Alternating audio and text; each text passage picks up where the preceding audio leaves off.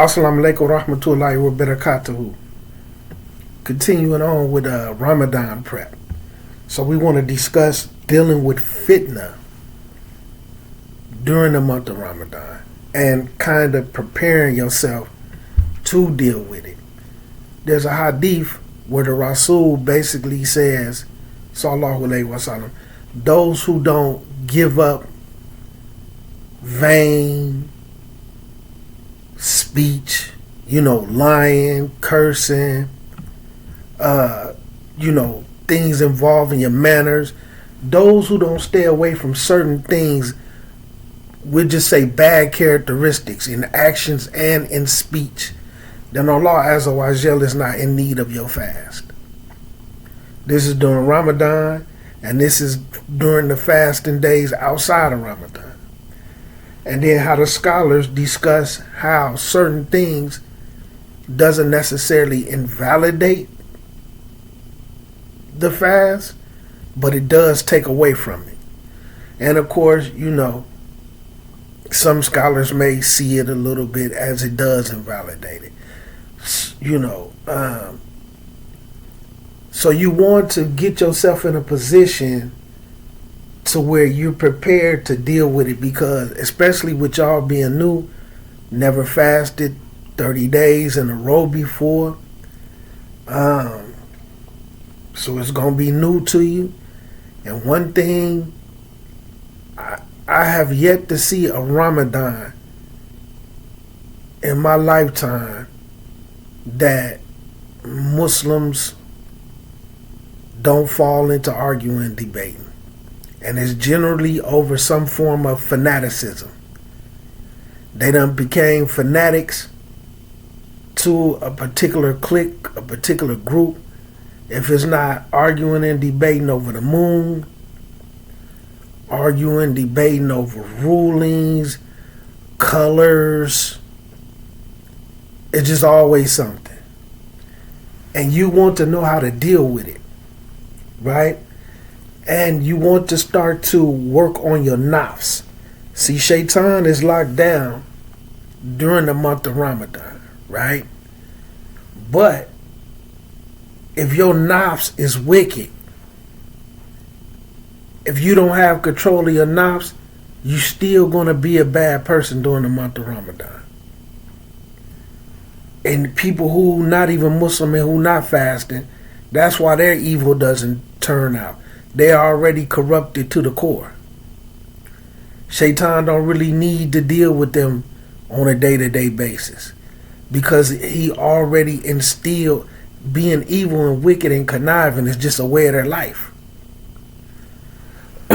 So you want to know to start the 30 days to really pay attention to your nafs and try to clean yourself up. Your nafs, right? And we'll go into more depth in it.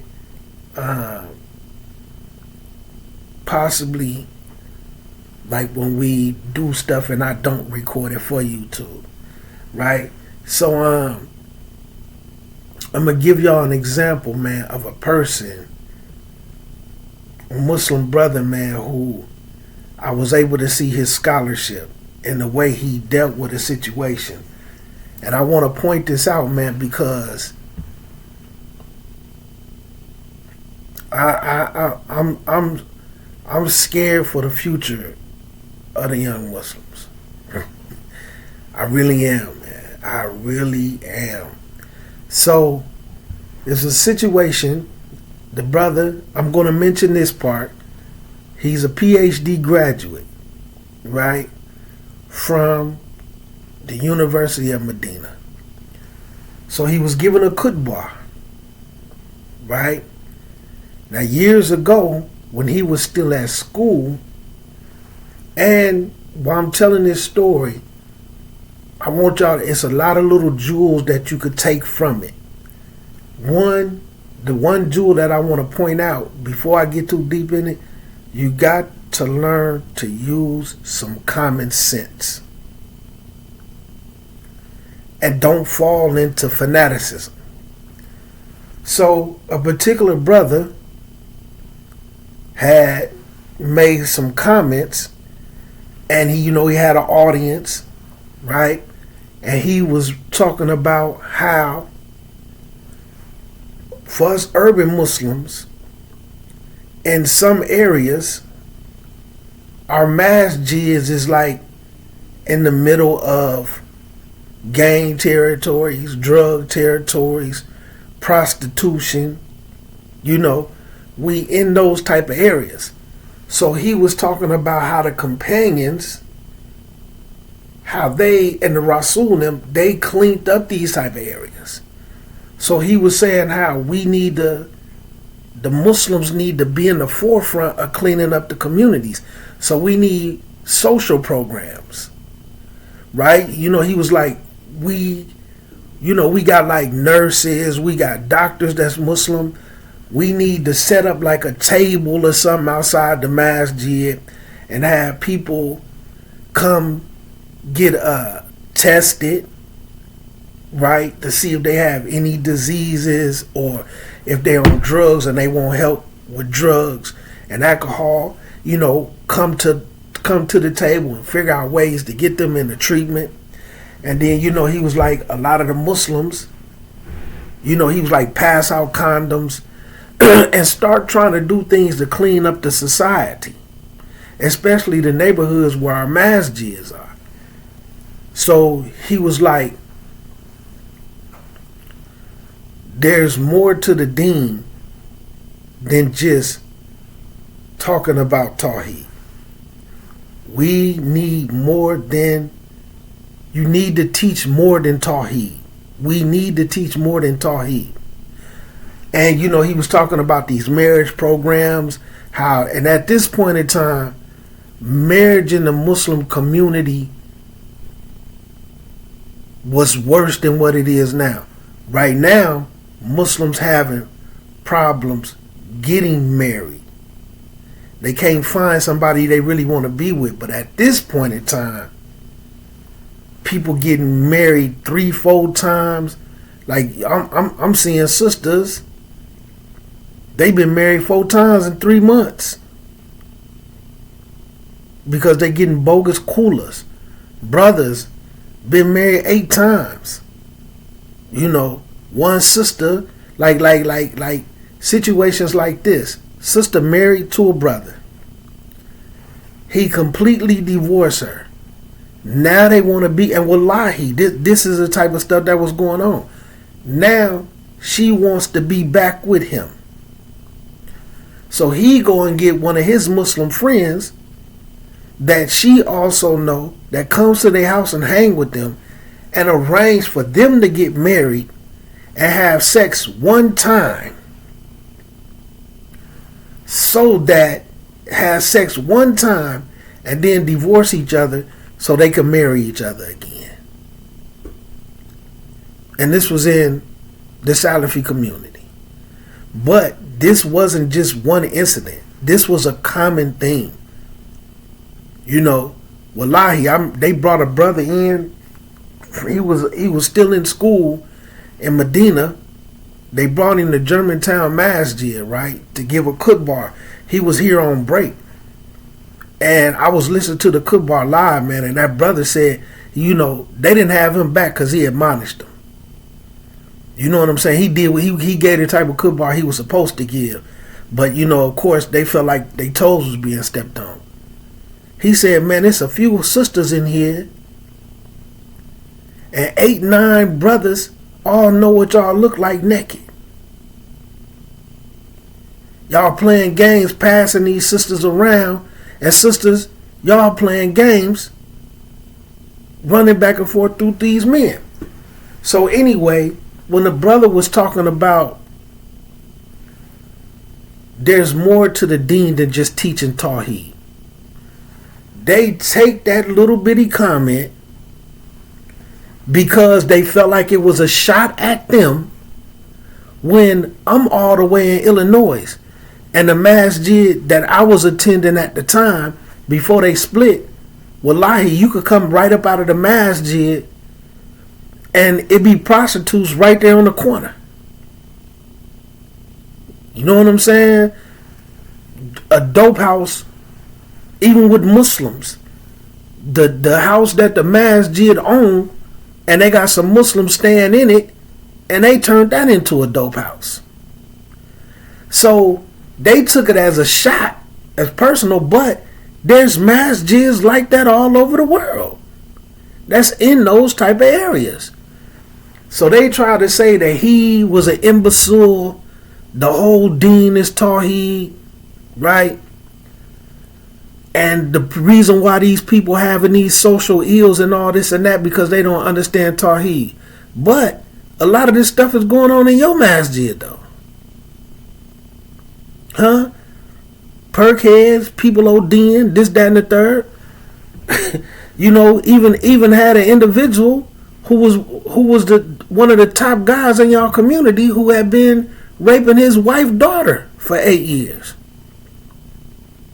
And y'all helped him get away. What was the Tawheed? You know what I'm saying? So he wasn't saying anything bad about Tawheed. He was just saying there's more things that had to be taught in the deen than just Tawheed. But we knew, you know, they been reading Kitab Tawheed, which a lot of people don't even know the truth about Kitab Tawheed and why it was written. But because they can't really, I'm not going to go into that because I don't want to get nobody started. But they've been reading Kitab Tawheed. I ain't never seen them finish it. But anyway, I'm not going to get into that. So because they took his statement, and this is where the common sense part has to come in. They tried to say that the scholars warned against this guy and saying he was making a mockery of Tawheed. Now this is when your common sense had to kick in. And then this is like when people who have sat in the classroom, not making like people above each other or nothing like that, but all you got to do is slow down and use some common sense. You have the University of Medina. You have the University of Mecca. You have Al-Azhar in Egypt, right? Do they have classes on Sharia? Do they have classes on fiqh? Do they have classes on hadith? These are sciences, right? They even have what they consider to be a dawah degree, where you can go get a degree in dawah or an Islamic studies degree. What scholar is going to warn against somebody that says you have to teach more than just Tawheed? When what scholar, I don't care what type of scholar he is, as far as Aqidah and Minhaj, what scholar doesn't teach more than just Tawheed? They teach Sharia, they teach Hadith, they teach fiqh, they teach the Sirah. They talk about how the Muslims is supposed to be the ones cleaning up the society. This is how people started becoming Muslim. So anybody who had any common sense and they understand that, they know ain't no scholar warned against another graduate that said you had to teach more than Tawheed. Rasulullah sallallahu alaihi wasallam taught more than Tawheed. So I had to mention all that because they made this big deal and they tried to tear this person down. And because the people who listen to them follow them, they take anything that they say. They didn't even have enough in them to kick in and say, wait a minute. There's Sharia. You got some graduates in who graduated in fiqh. You got some that graduated in dawah. There's more than just Tawheed. But they didn't have that because they was fanaticism. So when a brother was given a khutbah, this was just a couple of months ago. So he was given a khutbah and he said in the khutbah, this right here proves that you have to teach more than just Tawheed. And when he said it, and mind you, I was listening to the khutbah live, right? When he said it, I said, yep. He finna bring him out of retirement. He finna bring him out of retirement. That's really what I said. Because although he's not allowed to listen to him, and then this is what I said in my mind, if they come back with some little comeback and have something to say, that's going to prove that they listen to him. They just hide it from the people who follow them. So, as he continuing on, he's talking about Yusuf. So, as he's talking about the story of Yusuf and how Yusuf was, anybody who know the story of Yusuf, he was raised up in a corrupt kingdom where the man's wife basically tried to rip his clothes off of him, ripped his shirt from the back while she's married. She trying to force sex up on him. The king, he's corrupt. You know what I'm saying? So Yusuf chose to be, he took the position as being the man's treasurer, where they're stealing the wealth. They're not really handling the poor. Some of the money that's in the treasury, but then he has to distribute it out. So he was referring to how it was a corrupt system. And Yusuf made this choice so that he could further the cause of Islam once he got in a particular position. Now, like I said, they couldn't find nothing else. So what they did was, and all this is a point, what they did was they started tweeting.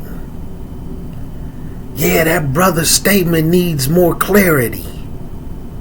He need to answer to us before we get on him. But people who understood, we knew it didn't need more clarity. This was just another situation, once again, of the understanding that they lack. But because they think that there's so much, well, I'm going to say this. I'm not going to put it that way because I don't want somebody who can't understand what I'm saying to be in the comments, because the lack of understanding that they have, and it's going to show in the comment. They're going to twist my words. But they are the only ones that is permissible for people to listen to. I word it that way. Nobody can listen to nobody but them. Right? So even with the Tawheed thing, we know ain't no scholar going to warn against that, because all scholars teach more than just Tawheed. All scholars studied more than just Tawheed. That's why they scholars. You understand? So, anyway, so they try to say that he said that a prophet was corrupt, and a prophet can never be corrupt or deal with anything in corruption. And then again, that just, y'all don't know y'all Quran. You can't know it. But I'm going to be careful with my words. Let's look at Al-Khidr, the story with Musa. But I want to show y'all how the brother dealt with it. When you look at the story of Musa and Khidr, right? And Khidr. Some people would say that Khidr wasn't a prophet. So we're going to say some say he was a prophet, and then some say he wasn't. He was just a servant or a messenger, which you got to be a prophet to be a messenger. Some people, there's a difference between a prophet and a messenger, but what a messenger is, some people translate the meaning of a messenger as a prophet. Okay? Some people, they get those two mixed up. So, Zul Khidr killed some kids. A kid.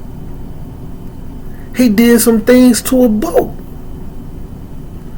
He was doing some things to where Musa couldn't handle it, where he was looking at him as what? A corrupt individual. What is you doing? What is wrong with you?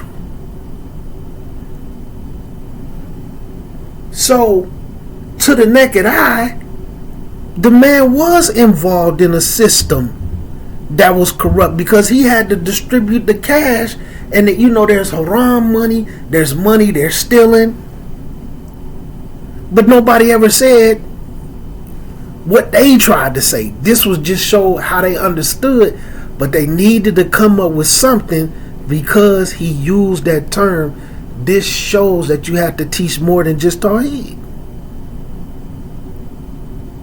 Which, that's really like a duh. You know what I'm saying? That shouldn't even be a conversation. But they got people thinking scholars is warning and all that.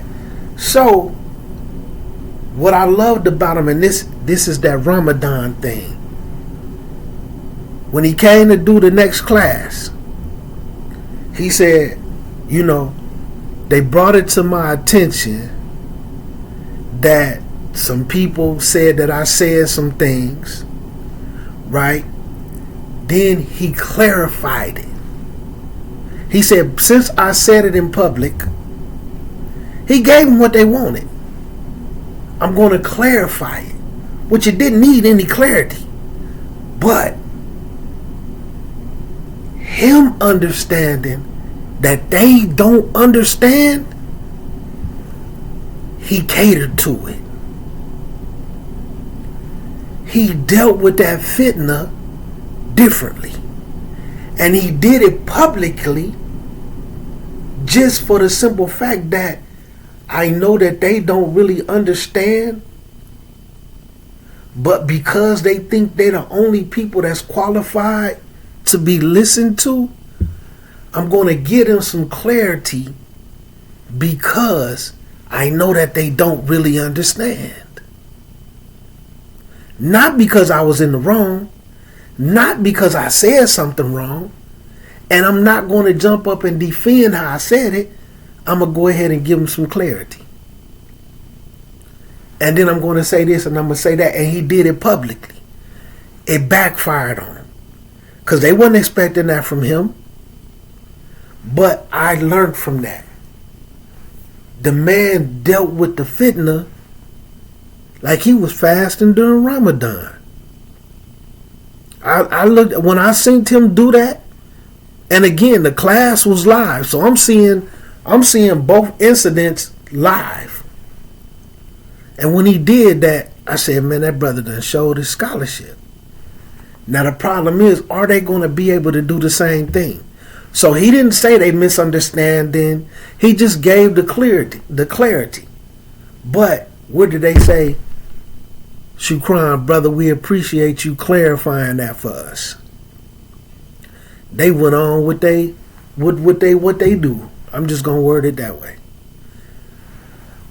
But I was like, man, the brother was on his Ramadan etiquettes.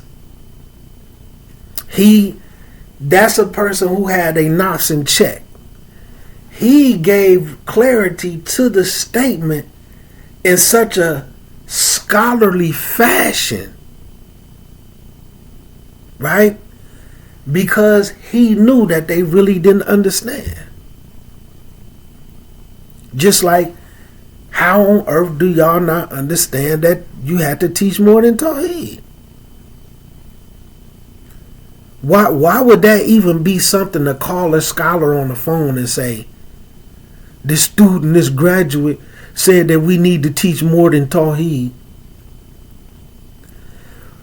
This shows your level of education. When you call a scholar and say something like that, you understand? This is where you got to have some common sense. So the way he dealt with the situation, that's something we can all learn from.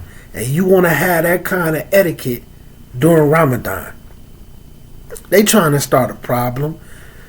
They're trying to be confrontational. Like some people in the dunya would say, kill them with kindness. But the way to be so humble and to cater to their foolishness, to take that time out to actually educate them because he knew they really didn't understand. But they thought they had a moment, but they was looking for a moment. Why? Because of the statement that he made disproves that you had to teach more than Tawheed. And it also proved what? That they listened to him. So that's something, man, that we can learn from etiquette, man, on both ends.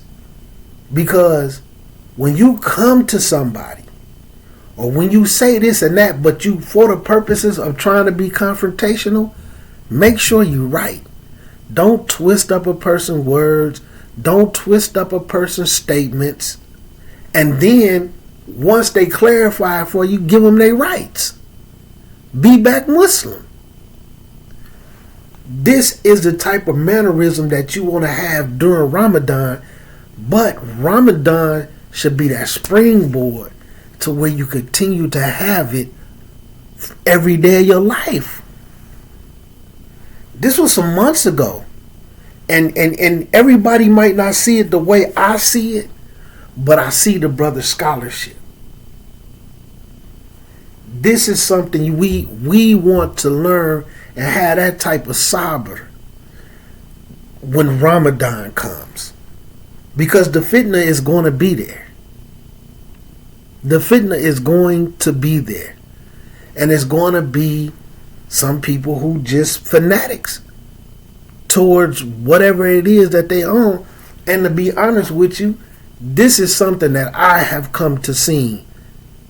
90% of the times, no matter where they was from or whatever group they claim or whatever might have, the 90% of the time the attackers was in the wrong. Like when you have people who will say, what's the evidence and what's the dalil? Where's this and that from your statement? Because this particular group created the environment for that. Where's your dalil? What did the scholars say? So people will come say the same thing to you, but they have absolutely no dalil for what they're saying. They asking for dalil because they learn this rhetoric from a particular group that they always argue with. Even when they're not in that group.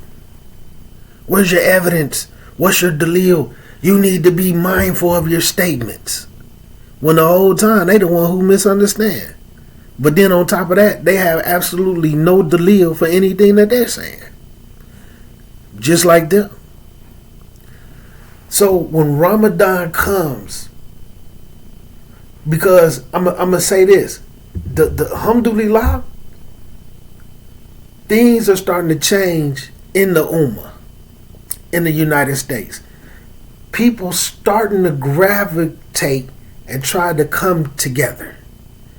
But you're gonna always have those ones who I like to refer to as chaos agents, because some of them actually do be agents. Okay? Some of them actually do be agents. But you're starting to see Muslims coming together and actually starting to build. It's kind of like with, and you know, I use gang banging as a reference a lot because I came up through that. And I see the damage that is done. Like, I'm going to tell you this. I remember life without gangbanging. Before actual gangbanging started, I knew what life was like. Alright?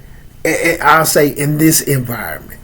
You know, of course, gangbanging, as far as, you know, certain things started in the 50s and the 60s and this, that, and third. So, of course, I'm not even close to that old. But before people started gang banging and choosing sides where it got violent, the fighting and shooting and jumping and trying to harm each other, I remember what life was like before that. So I know the damage that it done. When people try to clean that up and have treaties and try to dead the gang bang and let's work together to uplift the neighborhood, it's always those couple people they're not gonna be with it because they benefit from the chaos.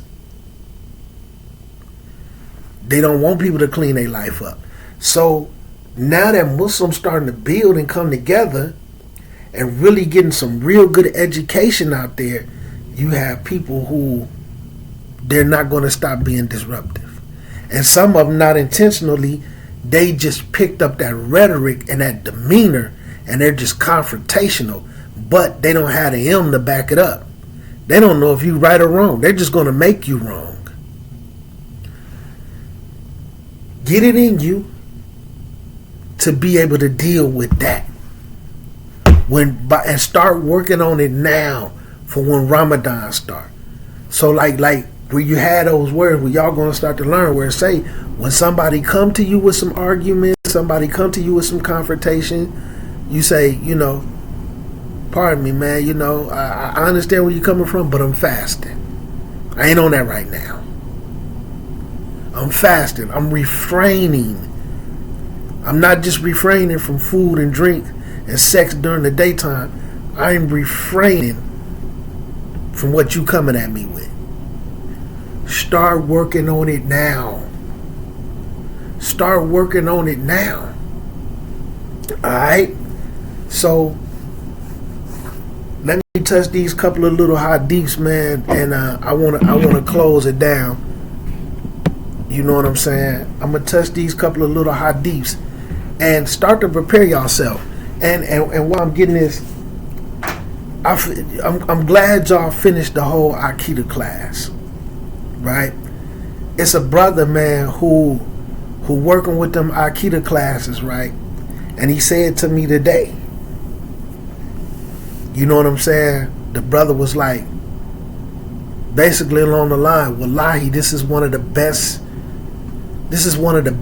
books or the best things like that I done came across, dealing with this subject. And he made a profound statement where he said, I was reading lesson 4, right? And because I did a little challenge for him, the same one that I do for everybody else, but I did his a little early because I see how it's clicking for him. I had him go just challenge it. Don't read the material, just go straight to the questions and answer it and see where you at with it. Then go through and read it and then look at it and see what you would change or what you would say different. But he said when he was reading it, the way it break down certain things in shirk, he said, man, you would be surprised. He was like, man, I was just reading that. You would be surprised how many Muslims don't have this understanding about shirk. Or they wouldn't be able to break it down, some along them lines, right? And I really want to say to him, no, I wouldn't be surprised. I know that. That's why I push these lessons on people, especially a new shahada. And alhamdulillah, he take it serious. Alhamdulillah, y'all took it serious. Because I know some people, they don't take it serious, man. And they don't get in it to see what's really to it. And like I was explaining to him, it sets the foundation for you to have the correct understanding going on. See, when you had a correct understanding starting from the beginning, as you continue to learn, you learn correctly because your understanding is already set. See, when you have an understanding that's not correct, and you go through that understanding you have that's not correct is going to taint everything that you learn because you're looking at it through an incorrect understanding. Just like what I'm going to give y'all on this hadith, because the brother asked me to read it because he also heard what I said. It was told to his wife. And I didn't know that they had told his wife that. I was really speaking about the situation just in the video. But after he heard it in the video, he said something to me. So I'm going to show y'all. I'm going to read these 2 hadiths. And this just goes to show people who don't be listening, who don't read and just get the information for themselves, there's going to be an issue for them. So right here, and I'm going to use Dawood for this, right? So is this one the Dawood one? Yeah, Dawood, right? So Abu Musa narrated that a person asked the Prophet sallallahu alaihi wasallam about the prayer times, but Rasulullah sallallahu alaihi wasallam did not respond to him until he ordered Bilal to call for Fajr at the break of dawn. And he prayed while a person, we prayed while a person could not recognize the face of their companion because of how dark it is, right? Or when a person could not recognize who was next to him. Okay? Now, this is one part of the hadith. Then the next one goes into the rest of the hadith. It goes into when they pray for Dhuhr. But I just want that paragraph out of there. Right? And it was so dark that a person couldn't even recognize the face of their companion or whoever the person was next to them. This is how dark it is. Now, when you look at all the other hadiths that's about it, but I just want to get to the one where it speaks on the sisters. So when we going to go to Sunan Nasa'i, I could have just used Bukhari for these, but I like to show all these brothers some love. And this one, it has a little bit of taqreej that I want to give y'all. So it was narrated that Aisha, may Allah be pleased with her and have mercy on her, and the same with Abu Musa, right? Aisha said, women used to pray Fajr with the Messenger of Allah sallallahu alaihi wasallam, and when he said the taslim, they would leave wrapped in their mirts. And this is in the Arabic, so I want to explain what a mirts is, right? Unrecognizable because of the darkness, not because they had all black on and their face and hands was covered up. So people would take that, like I said, when you have a different type of understanding, that understanding is going to carry through the rest of your teachings when you don't sit with a teacher and you don't accept corrections. Okay? That's why, like I said, with that Akida thing, and I can't sit down and really go through it and record it for the YouTube. You see, I had to stop because every time I do it, it starts fitna. And there's no sense in the people who really want to benefit from it not being able to benefit. And me, like I said, wajib coming, so I ain't got time to be playing with people that's incorrect anyway. You know what I'm saying? And they don't want the correct understanding, regardless of what they claim. So, a mert is basically like a wool cloak. When you look at wool and different things like this, the way that they used to wear it, you will know that this was not something that they had over their face like this. Even if they cut this, you had to look, because there was kimars, there was abayas, but this is where they was wrapped in their mirts. And then in some chains of narrations, instead of some people saying wrapped, some would say covered. But it's saying wrapped because if you see one, they're open. So you put them and pull them like this. And some of them have like a hood. So this is what they had on. This wasn't like a full niqab thing. And it wasn't all black. They was unrecognizable because how dark it was. Just like the men who was standing next to the men. And where even if this was your companion, basically your best friend, your guy could be standing in front of you and y'all don't even recognize each other. People recognizing each other through their voices. This is how dark it was. So the correct understanding was that they was unrecognizable because of how dark it was. just like everybody else.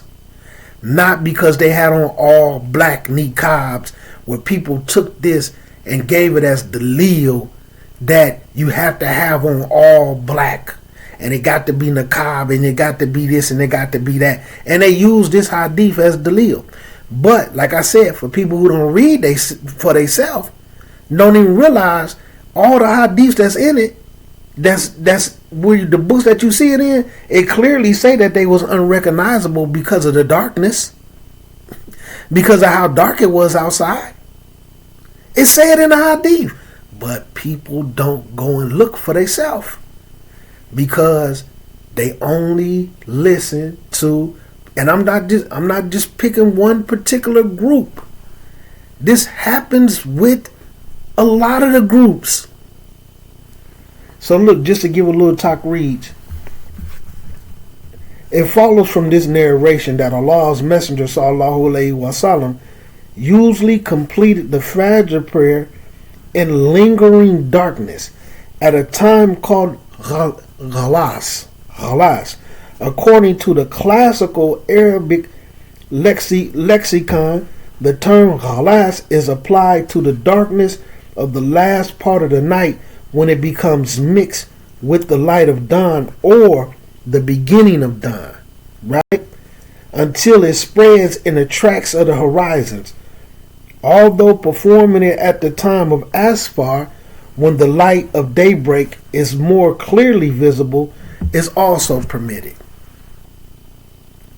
Okay? So like I said, at the times when most people pray, which is like asfar, due to the way, if you choose Isna, I choose a different time because I like to pray Fajr at that time when that darkness is there. Now, this is also when Bilal called the adhan. Okay? Now, when you understand that there was a second adhan called, and some people will say it's mustahab to stop eating and drinking, maybe that means recommended 10 minutes before that, because that's closer to when that light is going to spread. Or if he called it right then, you need to go ahead and stop eating. Whatever you got in your mouth, chew it on up and finish whatever you drink and slam it down, because it's finna be light in a few minutes. In about 10 minutes, it's going to be light. This doesn't apply to the very first adhan. You see what I'm saying? So, and by him being blind, Bilal would come and say to him, right, okay, it's time to go ahead and call it. Alright? So, that's just to cover that aspect. That don't mean, that's not no dalil that you have to wear all black and you have to have niqab. The hadith clearly say they wasn't recognizable because of the darkness. The men wasn't recognizable. Even best friends. You my guy, you right here in front of my face. We right here, I'm looking at you and I can't even recognize your face. Almost like being in a dark room with just a shred of light where you can see the shadow of the person. But like you know, like sometimes you see somebody walking down the street and they walk a certain type of way and you can recognize they walk. You know what I'm saying? Or something like that. That's what it was. That's how dark it was. And I like to pray Fajr at that time. So when Ramadan comes, don't let nobody tell you whether they say 10 minutes, 30, 45 minutes, whatever madhab that they claim or don't claim. Don't go for it. Don't go for it. You know what I'm saying? And this is going to be learning how to deal with fitnah that's going to come. You got to stay mindful. If you're not going to avoid that, if you're going to be arguing, if you're going to be cussing, if you're going to be arguing with your spouse, fighting and cussing, arguing with the brothers, Allah Azza wa Jal is not in need of your fast. We've been given the instructions. I've been fasting. Or do it like the way that the brother did. Kill him with kindness. You know what I'm saying? Kill them with kindness. Treat them like a Muslim. Because one thing you're going to understand is this, man.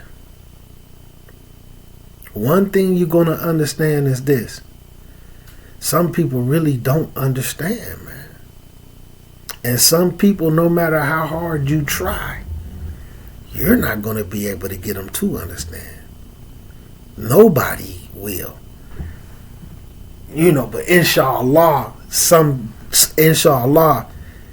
somebody do get through them. But I'm just saying this based off of what Islam teaches. Because like Allah Azza wa Jal says, man, who can guide a person that I lead astray? That guidance is going to come from Allah Azza wa Jal. And like I say, sometimes people get so caught up in fanaticism that their hearing is so selective that they don't even hear everything that's said. You know what I'm saying? And then they be in the wrong. This is something that you don't want to meet Allah Azza wa Jal with. Where you in the wrong, and then you use bad Islamic manners and character, even when a person, so like, and I'm going to give y'all this jewel. If another Muslim is having some differences with you, and they're in the wrong, but they don't think they're in the wrong, but you have enough understanding to understand they really just don't understand. They're fanaticism, so they're twisting up your words. They're not listening. It's selective.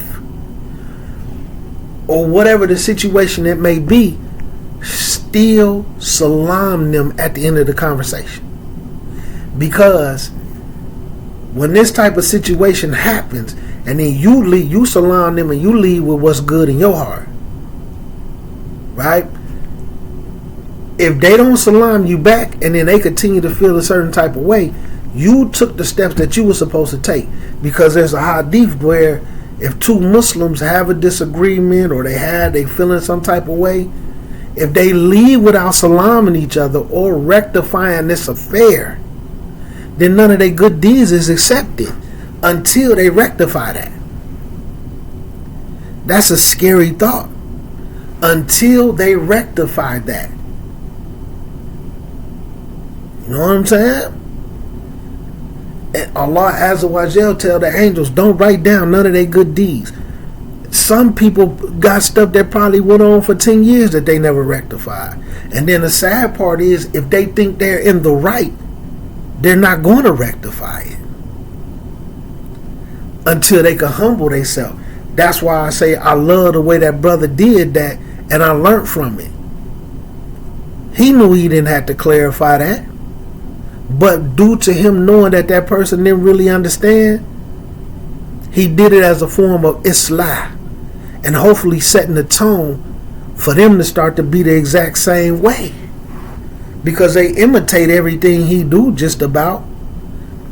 You know what I'm saying? But they followers don't know it because they make sure they followers don't listen to him or don't watch him.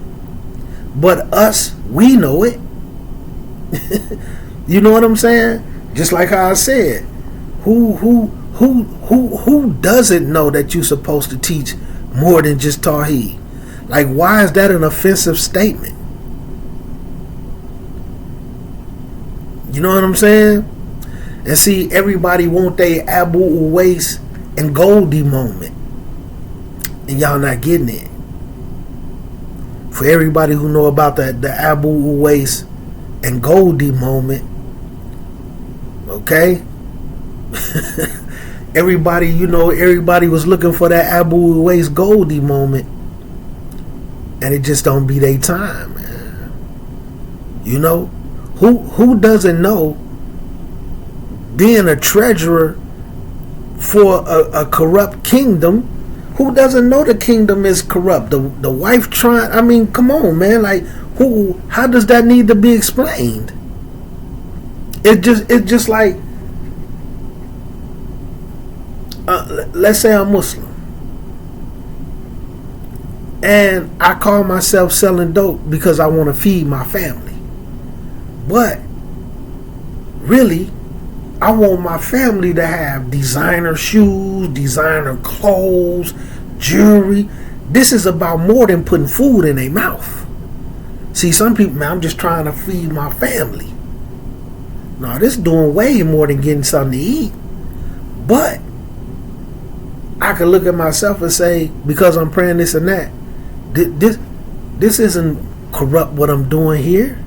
I'm not involved in any corruption, and I'm not saying that a prophet was corrupt, because that's not what was stated.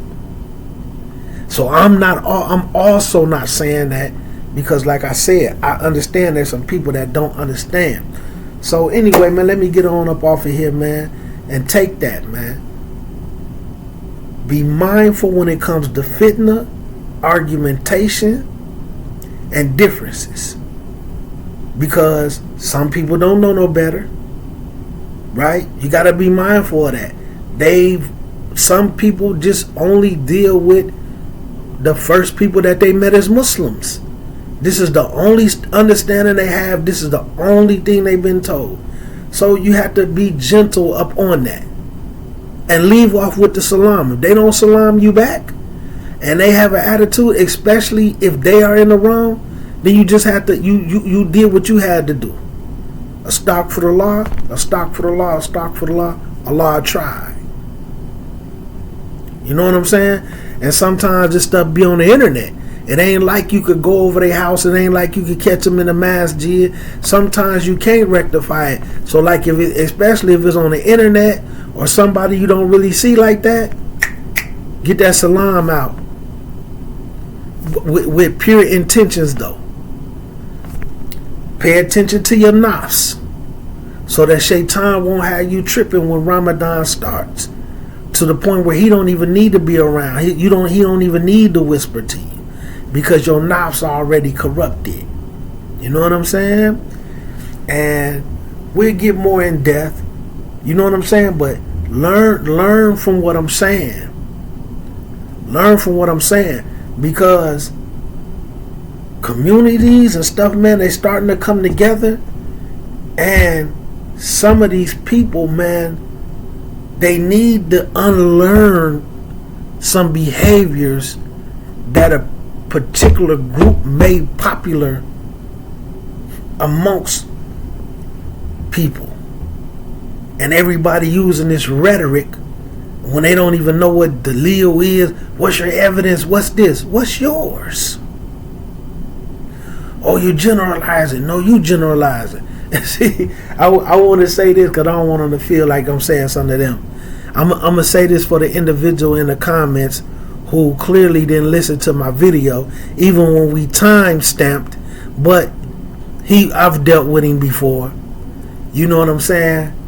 And it's just the same thing, you know.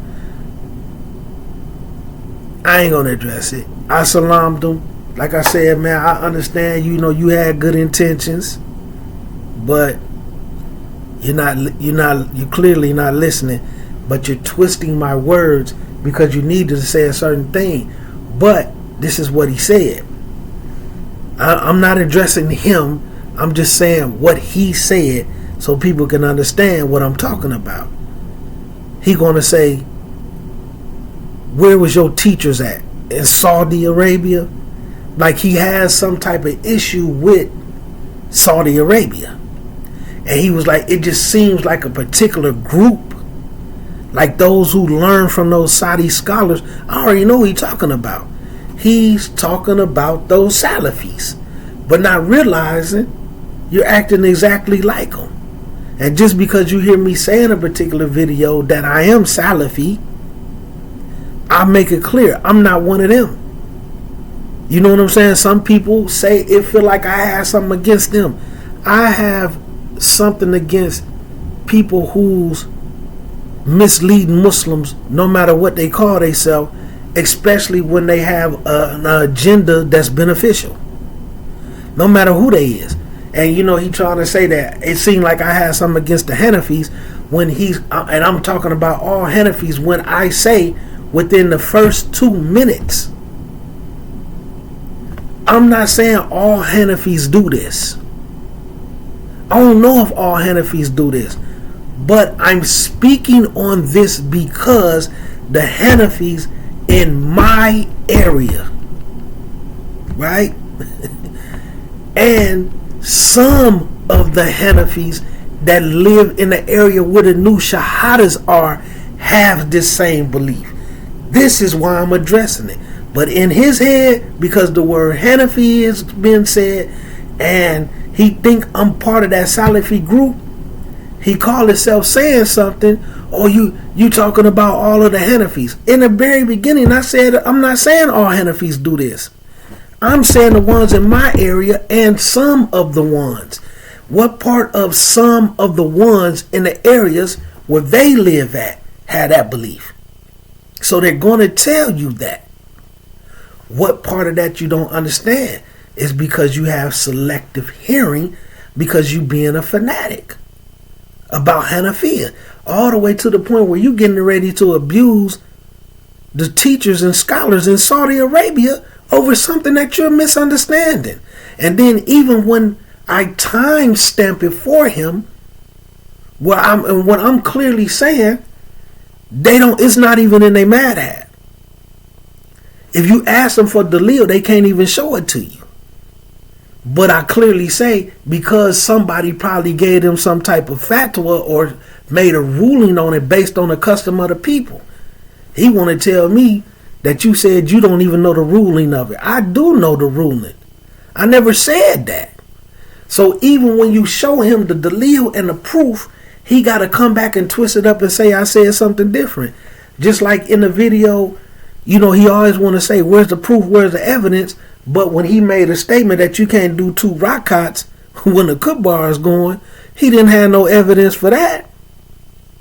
There's no 2 rakats greeting the masjid. He ain't had no evidence for that. But then when I showed him the evidence and posted the hadith and spoke on it, crickets. And then I'm telling him, man, you're doing it again. This is your second time doing this. But I make sure I salam him out every time because I already know his character and demeanor. This ain't my first time with him. He still never salam me back. So if things go this, that, or third, I took the steps that I needed to take. And it's all based off of something that I never even said. It's something he's just going to force me to say because he's generalizing me as one of the Salafis that he don't like. Then he's going to go as far as to abuse the scholars and teacher in Saudi Arabia. You know what I'm saying? And like I say, selective hearing, because I say over and over again, I got teachers that's in Ethiopia. I got teachers that's in Egypt. I even got some teachers that's in Indo-Pakistan. That's what I call it. India, Pakistan, because it's the same region to me. And guess what? They Hanafi. And we cool. That's my guy.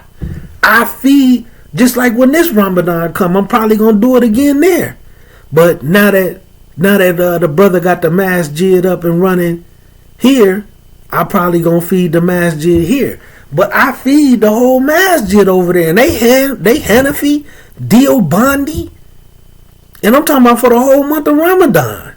So, but he talking about you have an issue with him. This is just your mind. This is Shaitan playing with your mind, brother. Especially when you continue to say something that I never even said. Then when I show you that I didn't say that, now you got to twist it up and turn it into something else. Selective hearing, man, up on fanaticism. You know what I'm saying? But, like I say, man, some people, you displaying the same characteristics. You generalizing. Everything you accusing me of, you're doing.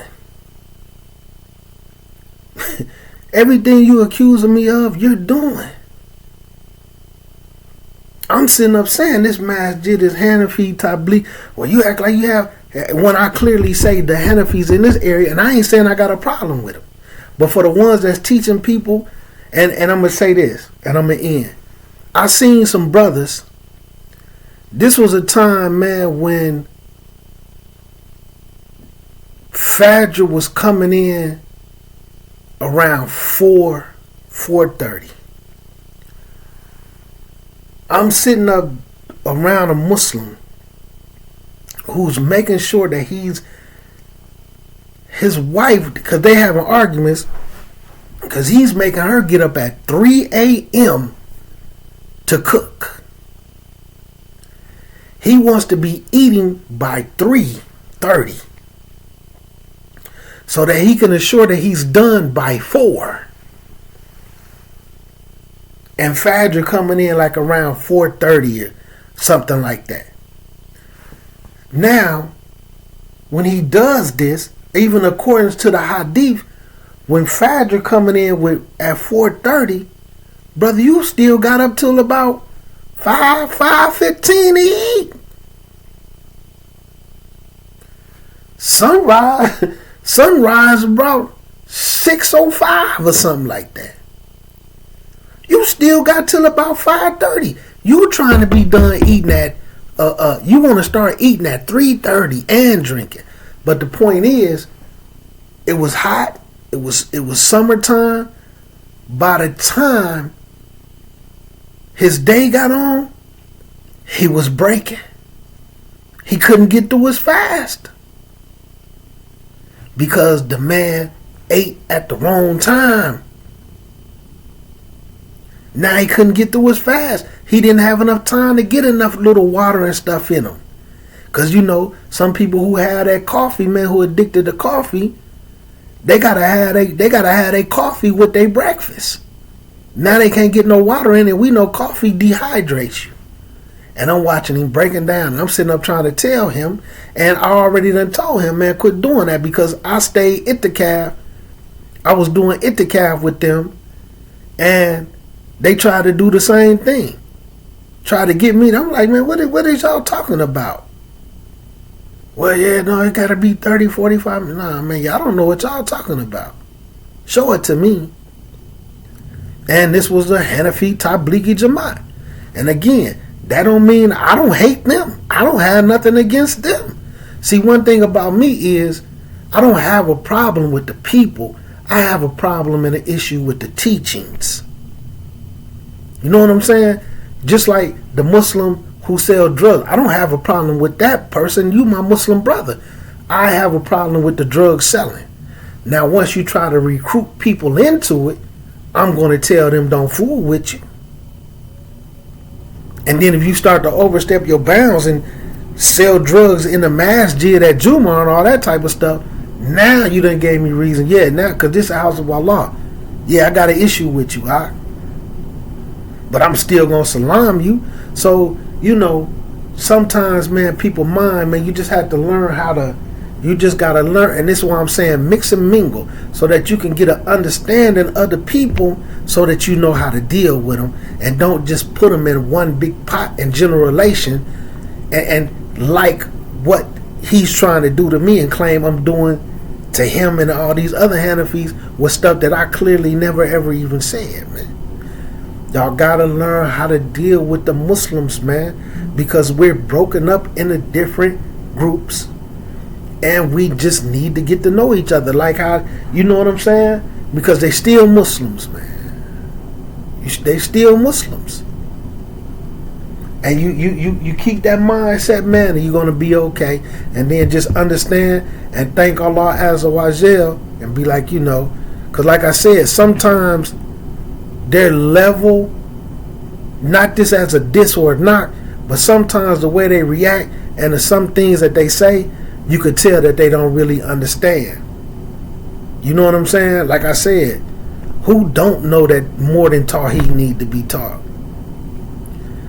You know, it ain't our fault that y'all been reading Kitab Tawheed to people for over 20 years, and I ain't never even seen them finish it. But anyway, that ain't no diss. And technically, that ain't even teaching a person Tawheed, when you know why Kitab Tawheed was wrote for a particular people at a particular time. Not saying, because I hate having to put disclaimers, because some of them who don't really understand are being, oh, you're trying to say Kitab Tawheed ain't relevant? Tawheed is always relevant. You know, some old, instead of just soaking it up and being like, man, you know what? what that brother's saying makes some sense. Because matter of fact, let me do this, and then I'm done, I promise.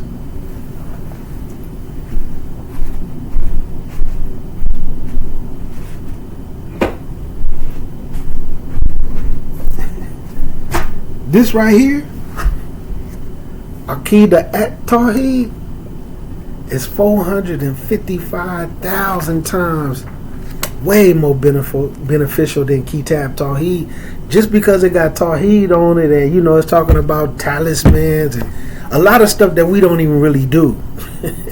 But I ain't gonna do that because I don't want to get nobody started. It's wajib. So assalamu alaikum rahmatullahi wa barakatuh. So let me show that for them individuals out there.